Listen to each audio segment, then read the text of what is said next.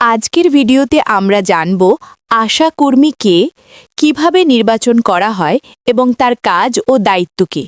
চলুন শুরু করি। আশা শব্দটির পূর্ণ রূপ হল অ্যাক্রিডিটেড সোশ্যাল হেলথ অ্যাক্টিভিস্ট। আশা কর্মীর পদটি চালু করা হয়েছে জাতীয় গ্রামীণ স্বাস্থ্য মিশন অর্থাৎ NRHM এর অধীনে। সাধারণত প্রতি 1000 জনসংখ্যার জন্য একজন আশাকর্মী নিযুক্ত থাকেন। আশাকর্মী নির্বাচনের নিয়ম। আশাকর্মী নির্বাচন করার জন্য কিছু নির্দিষ্ট শর্ত রয়েছে। ১. আশাকর্মীকে অবশ্যই নিজের গ্রামের বা একই কমিউনিটির বাসিন্দা হতে হবে। ২. তিনি বিবাহিত, তালাকপ্রাপ্ত বা বিধবা হতে পারেন। ৩. তার বয়স হতে হবে 25 থেকে 45 বছরের মধ্যে। ৪. ন্যূনতম 8ম শ্রেণী পর্যন্ত পড়াশোনা থাকতে হবে। ৫. তার মধ্যে ভালো যোগাযোগ দক্ষতা ও নেতৃত্বের গুণ থাকা প্রয়োজন। ৬. আশা একজন স্বেচ্ছাসেবী কর্মী। তিনি নির্দিষ্ট মাসিক বেতন পান না, তবে কাজের জন্য তিনি travel allowance TA, dearness allowance DA, বিভিন্ন ইনসেন্টিভ ও পুরস্কার পেয়ে থাকেন। আশাকর্মীর ভূমিকা ও দায়িত্ব।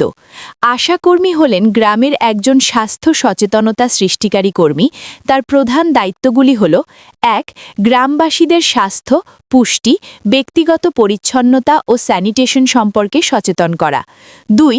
গর্ভবতী মায়েদের নিরাপদ গর্ভধারণ, প্রসব, বুকের দুধ খাওয়ানো, টিকাকরণ ও পরিবার পরিকল্পনা বিষয়ে পরামর্শ দেওয়া। ৩. মহিলাদের ছোট পরিবার গড়ে তুলতে উৎসাহিত করা। ৪. ওআরএস, আয়রন ও folic acid tablet, chloroquine, condom, oral pill ও ডেলিভারি কিট সংরক্ষণ ও বিতরণ করা। ৫. মানুষকে সাব সেন্টার ও প্রাইমারি হেলথ সেন্টারে চিকিৎসা নিতে উদ্বুদ্ধ করা। ৬.